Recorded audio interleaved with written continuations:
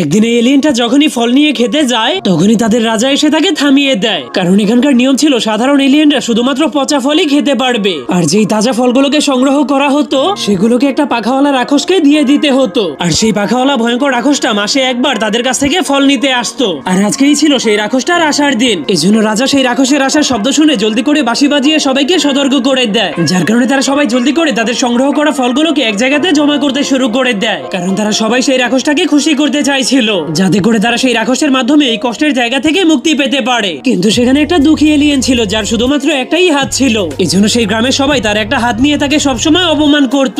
এরপর সেই রাক্ষসটা ফল নিতে এসে এলিয়েনদের রাজাকে একটা থলে উপহার দেয়, আর সেই থলের মধ্যে এমন এক জোড়া পাখা ছিল যেটাকে পাওয়ার জন্য সবাই সবসময় স্বপ্ন দেখতো, কারণ যেই সেই পাখাটাকে পেত সে ওই পাখার মাধ্যমে উড়ে উড়ে কষ্টের দুনিয়া ছেড়ে শান্তির দুনিয়াতে চলে যেতে পারতো। কিন্তু প্রতি মাসে শুধুমাত্র এক জোড়াই পাখা দেওয়া হতো। এই জন্য সবগুলো এলিয়েন সেই এক জোড়া পাখার জন্য ঝগড়া শুরু করে দেয়। কিন্তু